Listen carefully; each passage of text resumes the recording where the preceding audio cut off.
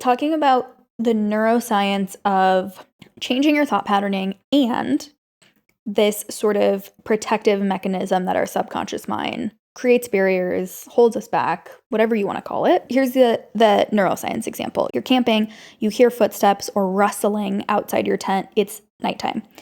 You automatically assume that it is the footsteps of a serial killer.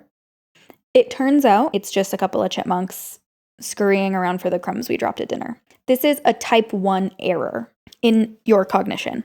On the off chance that it is a serial killer and you're not prepared and you didn't bring your strap because you're like, I'm not going to live in that world. And then it is a serial killer and they open up and all you have is a skewer for your marshmallow and you're toast, man. I'm getting there. Welcome to Something More Human. I'm Sam. And I'm Elliot. We're a married couple exploring human connection and its impact on ours, our guests, and our listeners' lives. Join us in creating something more human.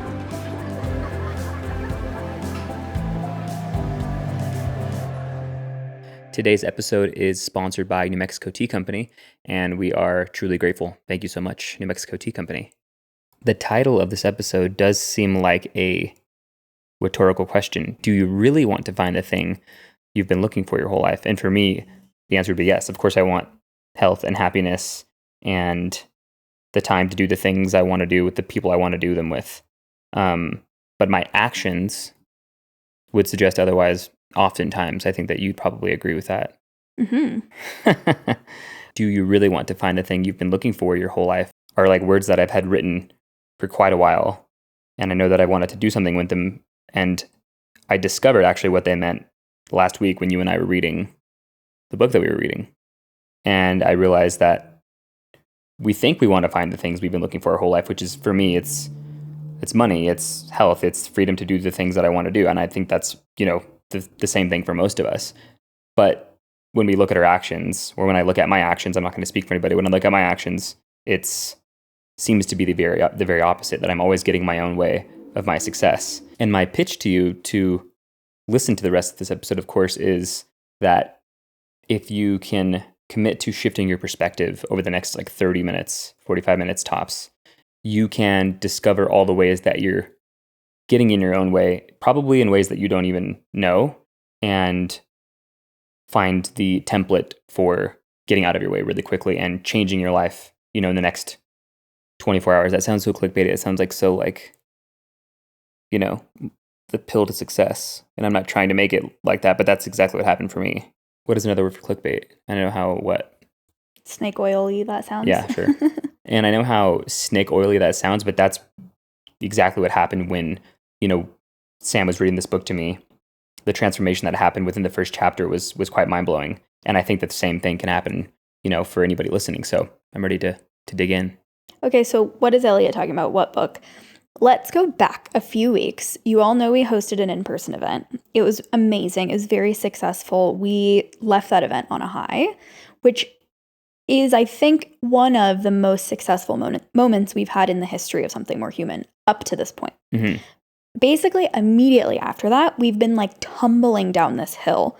I was sick for 2 weeks, which hardly ever happens. That's a long time for me to be sick. Mm-hmm. We were fighting a lot. We were bickering. We were struggling to figure out what direction we wanted to go in with the podcast, and just sort of lovers' spats, if you will.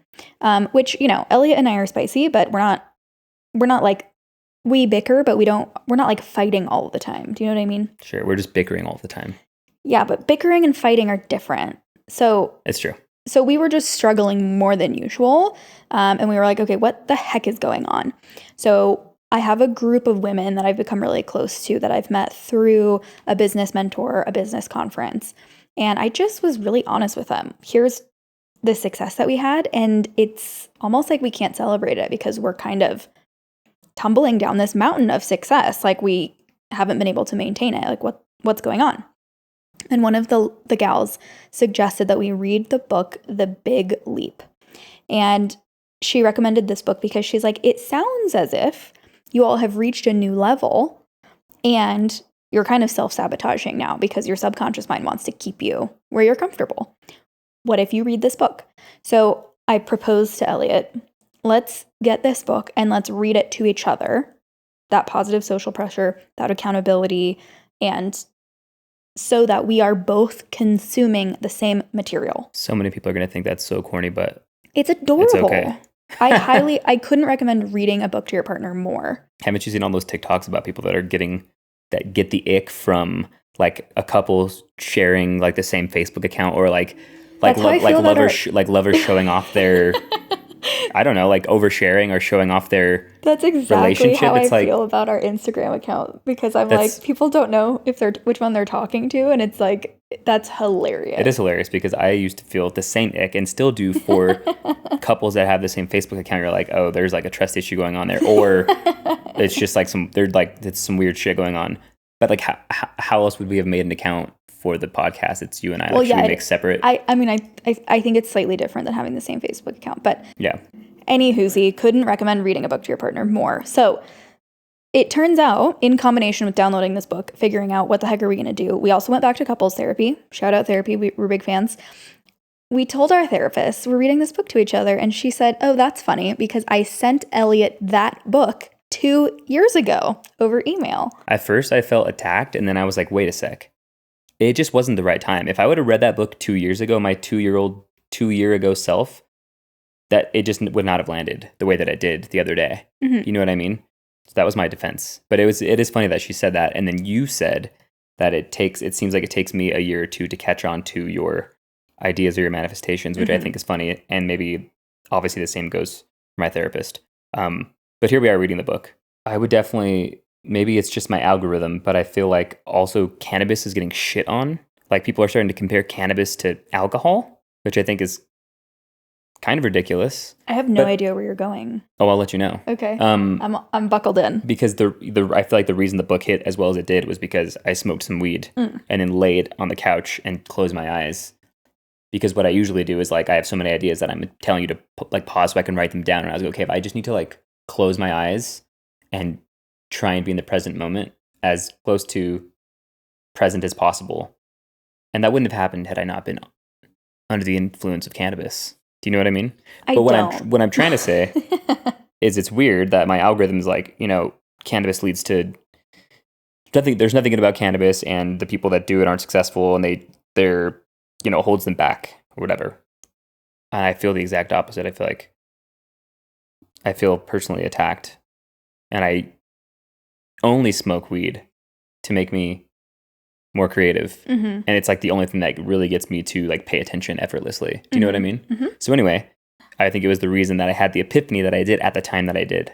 While I was reading to you. While you were reading to me. And tell us about these epiphanies. I'm trying to think of the first thing that happened. Do you remember what I told you? First like aha moment that I had? Well, I think the first part you were feeling like the book talks about you can have financial success and relationship success and happiness all at the same time, all continuously.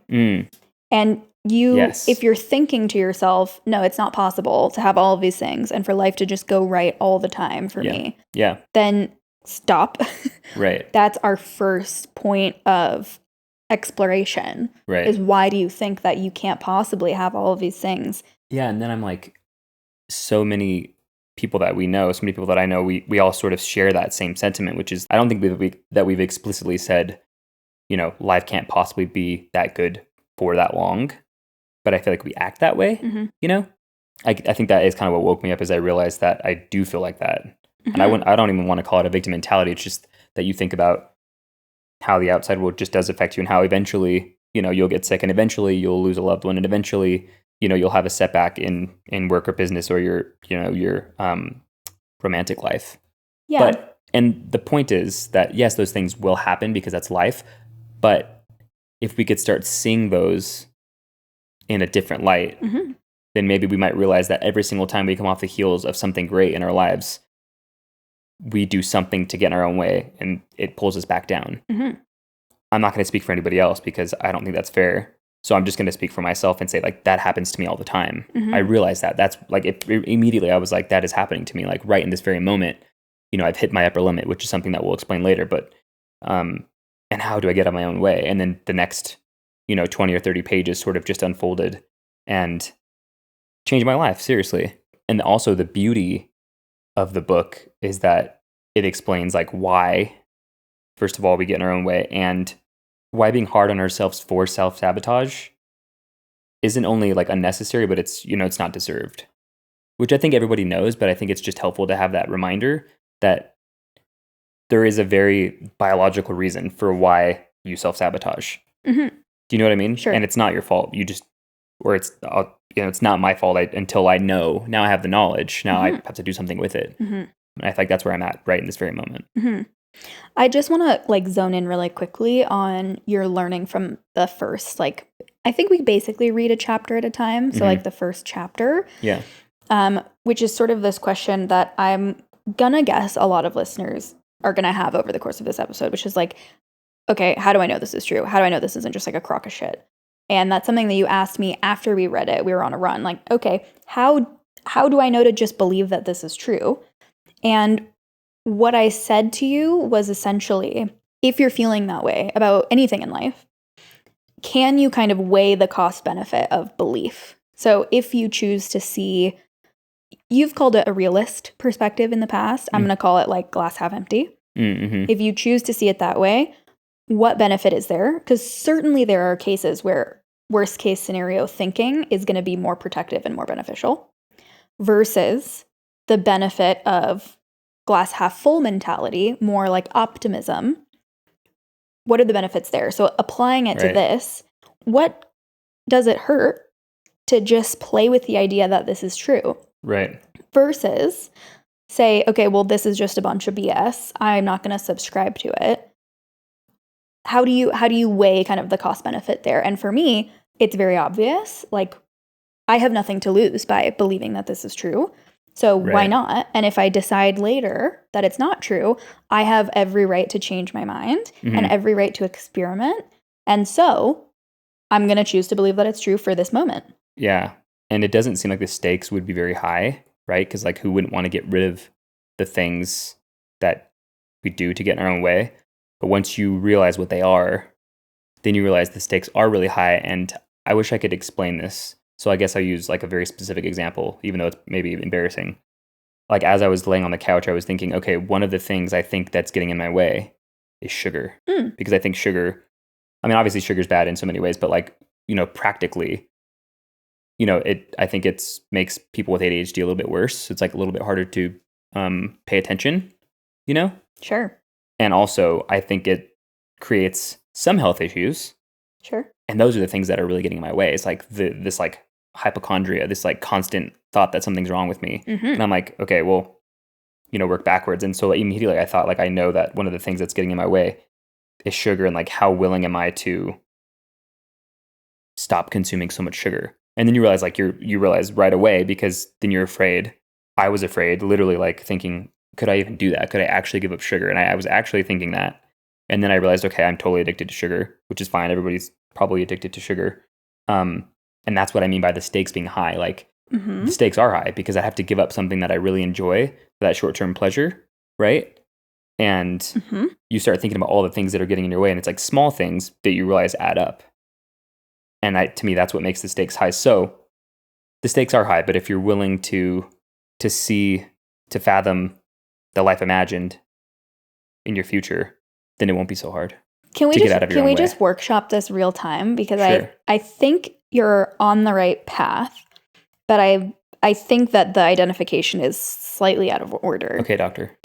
From my perspective, it sounds like you're saying the root cause of your worry, your hypochondria, is sugar, because consciously sugar is bad, sugar can lead to all of these health problems, blah, blah, blah. Right. And that you consume sugar in excess at certain points, over the week, over the month, whatever. Sure. I think perhaps the root is hypochondria, and the action that you can take from the knowledge of how much energy you're putting into worrying about your health is by decreasing your sugar intake. Correct. You're right. Yeah. Okay, word. You're right. No, you're right. The worry, the problem is the hypochondria. I feel like I'm saying the same, like we're saying the same thing. I think we are. It's just, The order? it's very nuanced. Okay, sure. Yeah. Do you want me to come up with another story, like a different story that's not sugar? Because I now I see what I kind of like contradicted what I've been saying and what you're saying, which is that like I'm basically talking about getting rid of an addiction, but like this isn't really about that. This is like how you're getting in your own way, and that's not necessarily consuming sugar. No, I think this example works well because when you frame it from sugar is bad, then yeah, it's breaking an addiction. Versus when you frame it from, okay, a hypochondriac mindset, I don't know if that's a word, hypochondriac, but pretend that it is. It sounds cool. That mindset is stealing my energy and attention from the activities which will lead to my success, therefore are sabotaging my ability to level up. Mm-hmm. The action that you can take is removing sugar, which will therefore limit your worry about your health.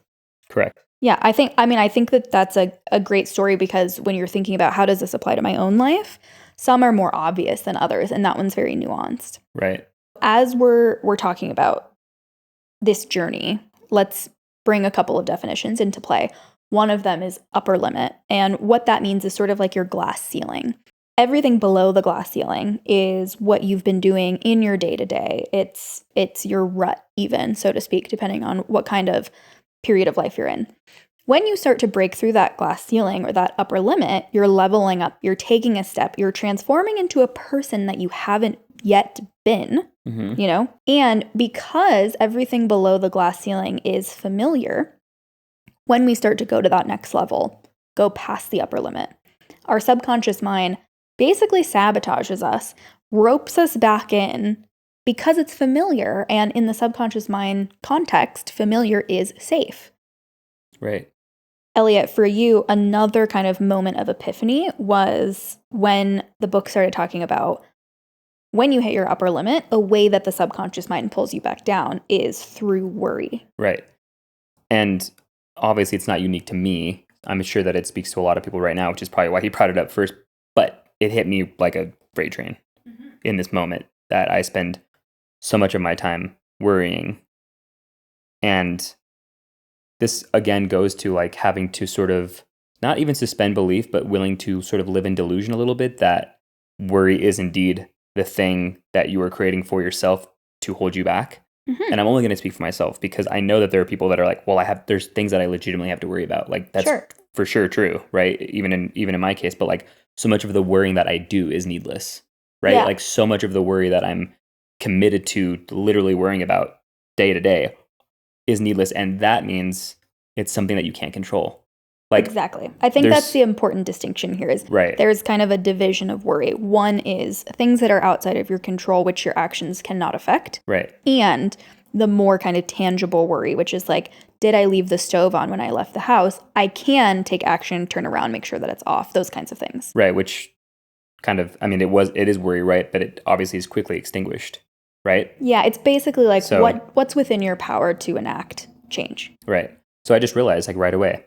And the suspending, belief part I'm talking about, willing to live in delusion, is like, willing to see it as an upper limit problem, willing to see it as like me self-sabotaging myself, my brain telling me like, something good is happening. You're trying to attract this good energy into your life.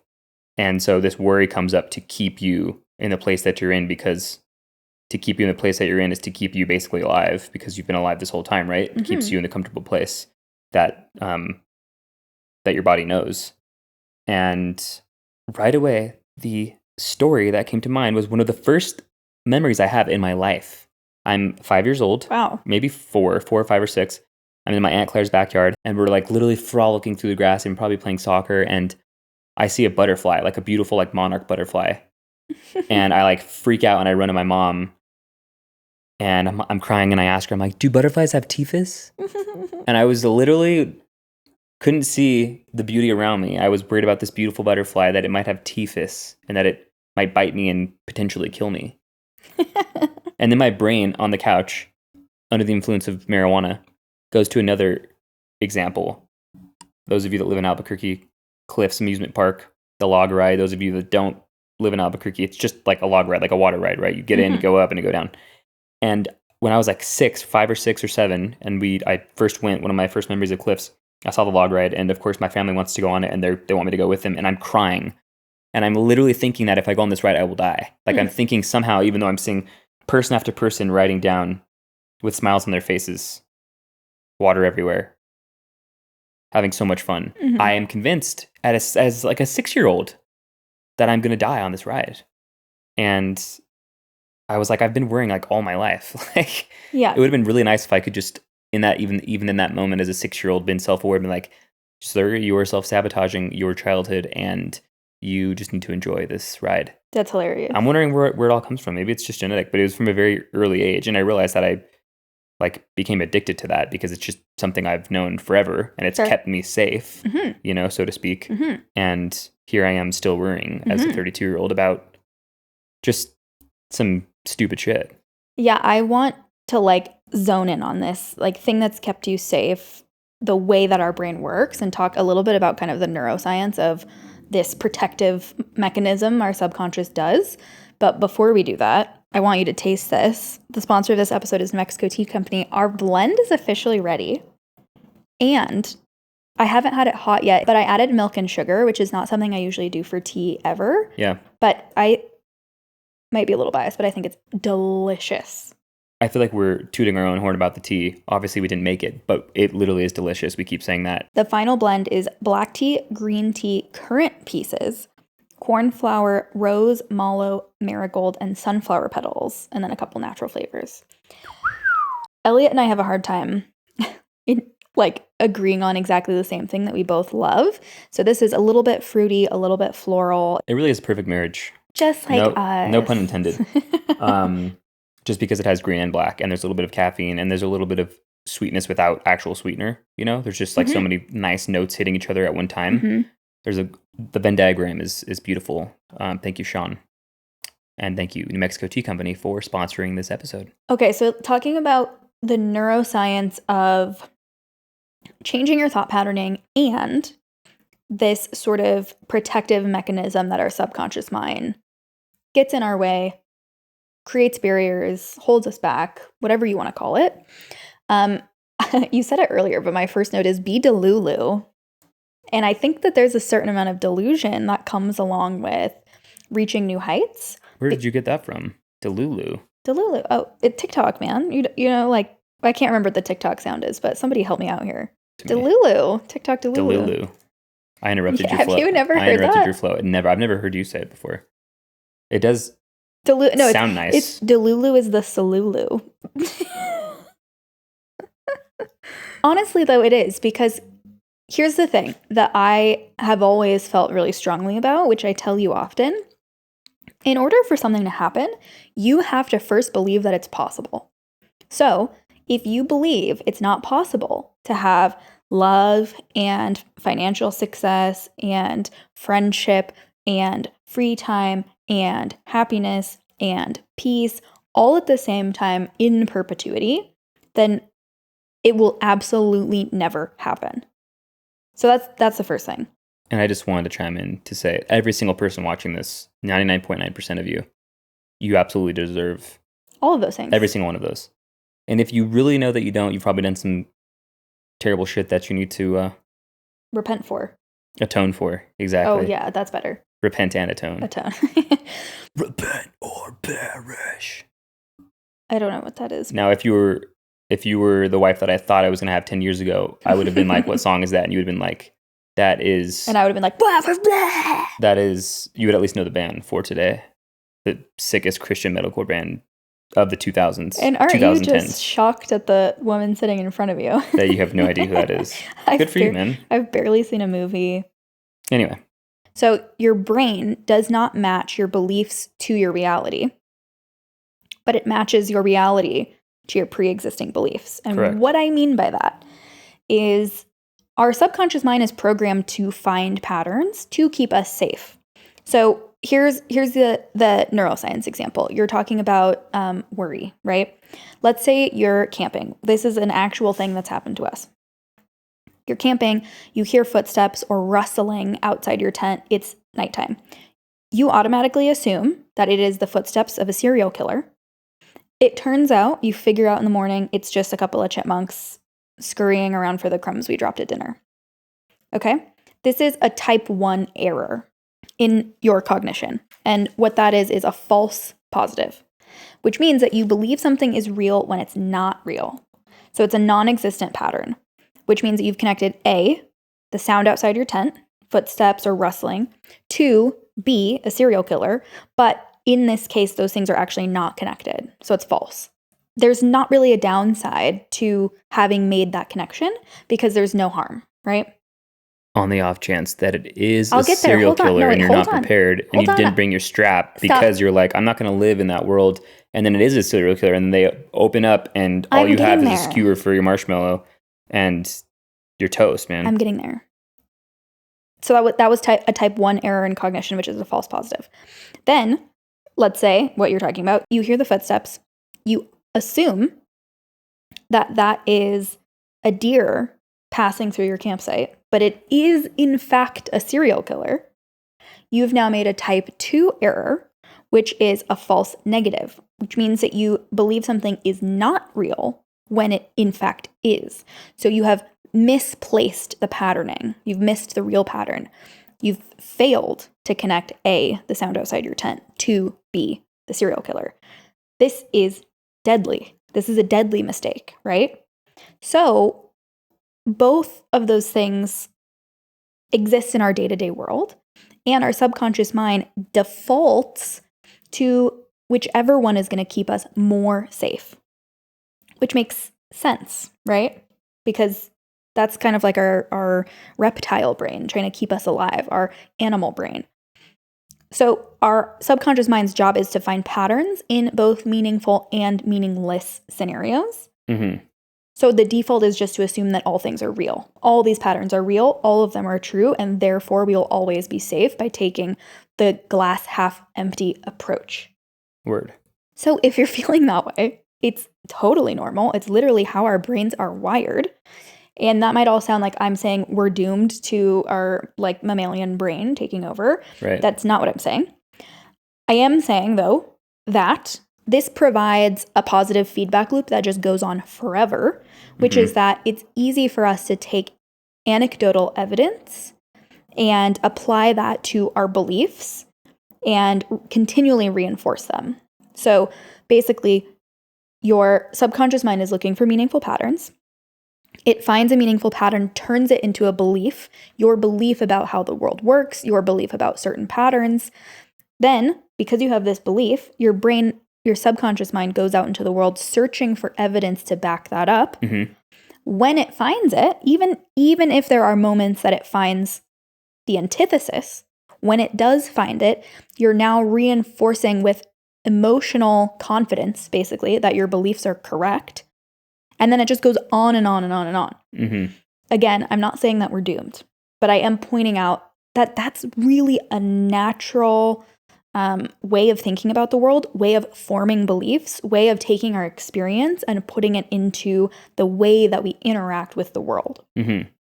Yeah, you're saying it's natural, and it is to a degree, but I feel like access to unlimited information has definitely skewed that naturality. It's definitely not organic to know all of the bad things that are happening all of the time, because then we see so many more potentials for having a bad time in our own lives. Sure. Do you know what I mean? Yeah. So basically you're saying this positive feedback loop that just continually feeds itself is perpetuating this glass half empty negative mindset.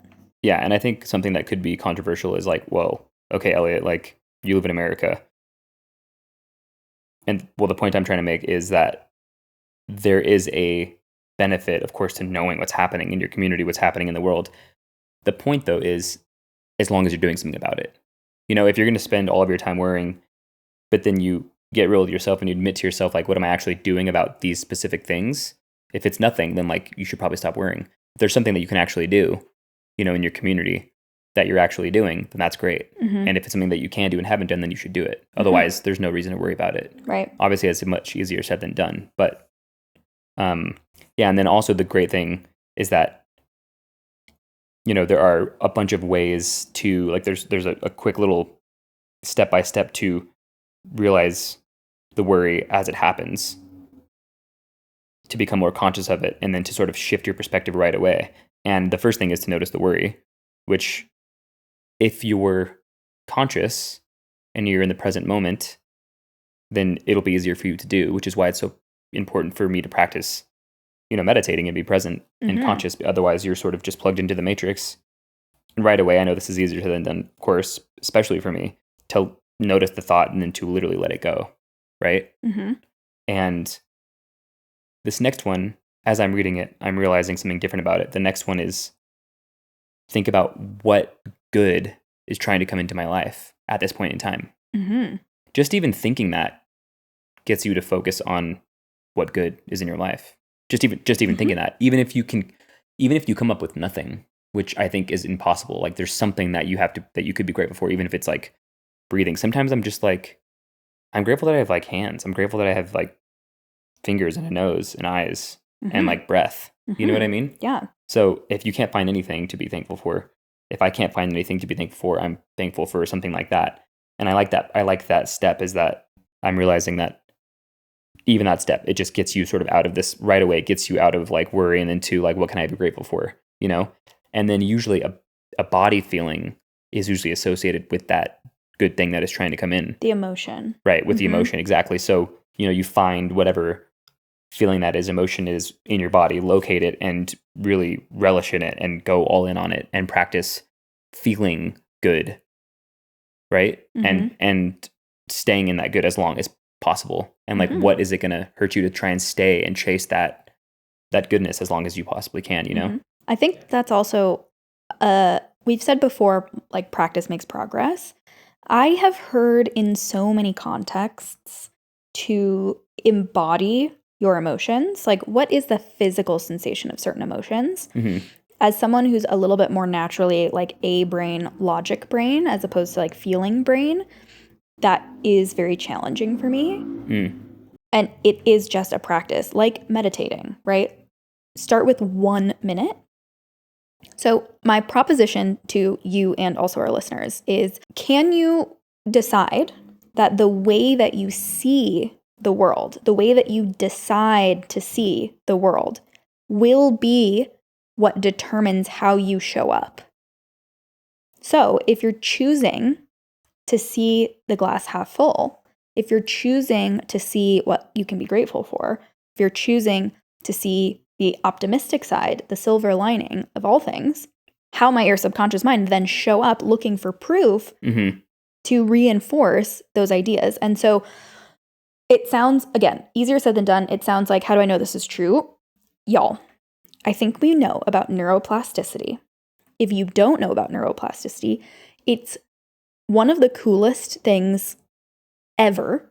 Basically, your brain has ridges, right? Your brain is really textured, right? So over time, our brains become more textured. They have more of these ridges. And that is a physiological sign of a more advanced species, right? So if you look at other types of brains, not human brains, you'll see less of those ridges. There's also some really interesting research done on monks who do a lot of extended meditating. They have hella ridges. They have even more ridges. So our brain is adaptable. So neuroplasticity is when you learn something new, we are carving new neural pathways, and that can be physical, emotional, whatever. So exercise, for example, I love to tell my clients, you guys don't know I have a background in fitness, that physical exercise is also brain exercise. When you learn new things, even if it's dancing, even if it's tennis, whatever it is, if you're doing something new with your body you've never done before, it becomes easier over time because we're carving new neural pathways. So it's also great for brain health. So, kind of talking about manifestation here, I like to straddle the two worlds of like grounded in science and logic plus the woo-woo, the manifestation, the universe, the whatever. Neuroplasticity is really the link for me, which is basically reprogramming our mind. It's deciding, getting clear on your intention for your life, for your project, for your business, for your relationship. You're getting clear on your intention, and then your subconscious mind is synthesizing those actions alongside your conscious intentions. Right. That's like some pretty magical, mind-blowing shit. I think the great thing about you and I is that it's always like this split because like that's easy for you to believe, but like there was a time not long ago when I thought all that was horseshit.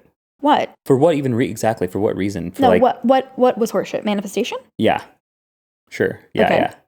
And I think that you've been the great example of it not being horseshit. But just because you can't see it or there's not an example in your own life doesn't mean that it is anyway. You know, like it still would have been real had you not been in my life. It's just interesting. Like there's just like this really very obvious line between the two of us. And I feel like there are people listening that definitely have had the experience and that feel the way you do. There are people that listening that have my experience that are like, yeah, I'm just coming around to it. And there are people that are still where I was, which is like, it can't possibly be that easy. And it is and it's not, right? Like, and I don't know why like religion keeps being brought up, but like, because that's just, you know, how I grew up. But thinking that just because you adopt this new belief that, you know, sort of liberates you and gives you this freedom and like happiness, I guess, that you didn't know you had, doesn't mean that it's going to prevent you from life's hardships, right? Mm-hmm. And that's not the point that I'm making, because of course there are still hardships in my life. But since I've opened myself up to this perception of, you know, the benefits of consciousness, the benefits of just being in the present moment, and the benefits of adopting this mindset that we're talking about, you know, things open up rather quickly. Mm-hmm. Well, that's kind of why I wanted to go down the neuroscience rabbit hole, not only because it scratches my nerd brain in all of the right ways, but because I know there are so many people out there who are like, yeah, that sounds great, but wave a magic wand and like, I'll see it, I'll believe it when I see it. Right. That's not really how it works. Unfortunately, It would be super cool if it did. But it's not all just kind of like intangible mist in the air. There's actual neuroscientific evidence that we're capable of reprogramming our brain. We are capable of changing our thought patterning. We are capable of making physical changes to our brain. And that works in both ways. That works negatively and positively. So the more you practice being present, have you noticed it's become easier than maybe 3 years ago when you were like, this is a bunch of snake oil. I don't believe any of this. How many of you that grew up in the church, how many of you can relate to this, which is this saying that, you know, is it better to believe in God and find out that he doesn't exist than to not believe in God and find out that he does exist? First of all, very complex question, cannot be a simple answer, yes or no, in my humble opinion. But I have adopted that same belief, or I've used that same question to answer this new reality of perception that I'm sort of noticing myself being attracted to and adopting and like using in my own life. It's like, is it better to believe in this and find out that maybe it is all horseshit and everything is just luck or unluck? Or is it better to, you know, not believe it and find out that it does exist? Well, that's where I've been for how long? Like how, and how has that served me? Sure. You know what I mean? 100%. And you could say, I mean, it kind of served me well. So, like a smoking hot wife. Okay. You know, this beautiful dog. We got our own tea. So, like, cool things have happened. But I think cooler things can happen and can happen faster if I get on the train, which I'm on the caboose, right? At this point in time, but I'm making my way up to the. I think you're like hanging on like to the side. Yeah. You know where they wave. Yes. I don't know what that's called, but you're reinforcing with a new example what I was saying earlier, which is, what does it cost you to believe that this is true? Or what does it cost you to decide how you might react to a situation? I can bitch and complain about it and be upset and angry and let that spoil my next few hours. Or I can choose to see a silver lining. I can choose to be optimistic. I can choose to let it go. Those things are all easier said than done. But another cliche comes to mind, which is where your attention goes, your energy flows. We have a finite amount of energy. And whether or not you consciously and intentionally put your attention and your energy somewhere, your energy and attention will still go somewhere. So my question to you over the last couple of years when it comes to hypochondria and worry, even basic things like getting angry in the car. Let me use that example instead. You love that one. Because you still haven't figured it out. Oh, getting angry in the car, right? Losing your mind. My question is, what would it cost you to take a deep breath and to practice patience, to think about how you have no idea what's going on in the person in front of you who's going slow or driving terrible, what's going on in their equally as complicated life? What does it cost you to just sit in the car beside me and be patient, or like enjoy the music playing on the radio or whatever? It costs me excitement. Okay. I'm just kidding. Well, we can use another I know, example. I'm kidding. Let me just give one more example to illustrate my point a little bit more clearly, which is going back to worry. Over the last 5 years, worrying about things that were outside of your control requires energy and effort. How much of that energy and effort could you have reallocated towards your goals, towards reaching new heights, or getting to a place you've never been before? Can I answer that? Yes. I'm actually thinking about something that I've never thought about in this particular way. Like 2 or 3 years ago, I was really worried I was having some pain, so I was worried that maybe I had like colon cancer, right? I'm freaking 29, 30. So I went in and had a colonoscopy, had a traumatic experience. My heart rate was like so high that I was having trouble, succumbing to the anesthesia. Sure. And I woke up in the middle of the colonoscopy, and it was traumatic immediately. And I had to I had to have EMDR therapy for it, which actually worked, which is sick. And I just realized that what they found was, of course, no colon cancer. I think I had gastritis and diverticulosis or colitis, whatever the one is that's less bad. Osis. And they were like, we're not sure from what. It could be from diet. It's probably from stress. Yep. The point is, though, I didn't even need a colonoscopy. I didn't need to go through this like trauma, this traumatic experience, but I did because I was worried. And I'd convinced myself that I had something that I didn't. And that's happening a lot. And I think that's happened less, which is great. I think I'm working on it. But I just realized, I just had an epiphany on set that I didn't even have to go through any of that because it didn't warrant anything. I'm not any better for knowing that I have gastritis. Like, that's not a big deal. I'm not any better for knowing that I have a hiatal hernia. It doesn't really matter. It doesn't really affect me. It's all good, bro. Right. Do you know what I mean? Or like, amen, sister. Can you stretch the boundary with which worry kicks in? And by that, I mean like with your hernia, for example. Instead of like that being your first go-to, can you stretch it until there's actually something tangible to worry about before you start to worry? Exactly. All of this easier said than done, y'all. But I think what I said earlier, you can meditate for 1 minute to get started. And small steps are still steps. Progress forward is progress forward, no matter how big. Right. And practice makes progress. Yeah. And there's some questions that'll help you get there. And they're questions that you'd probably rather not ask yourself. And honestly, they're probably questions that most of us probably haven't asked ourselves anyway, including me. And it's making me realize, especially for men, like how, and I'm talking from experience from, friends, how we actively avoid these things, asking ourselves these questions. And this is where the stakes come in. Like, the stakes are that you have to ask yourself these questions, and the answers will illuminate quite a bit. And a lot of it won't be pretty, and a lot of it will be things that you don't really want to think about. And that's sort of the point. And you have to be willing to go there to transcend your upper limit. And I know that everyone is capable. If I'm capable of it, I know that all of my friends are capable of it too, And the hardest question is probably the first one, which is, what is keeping me from feeling complete and whole? That's a big one. That's really difficult to answer. And it's probably going to trigger some stuff from your childhood, most likely, Why are you just looking at me? Because I'm thinking about it. Oh, you're thinking about the question? Yeah. Yeah, have you even asked yourself that? It's like, yeah, it's just not something that comes up, but it's important to know, like, what is the thing? If or maybe you feel whole, and that's incredible. Then you're probably not even listening to this episode anymore. So I had to sit with myself and write that one out. And that's why journaling is important, fellas.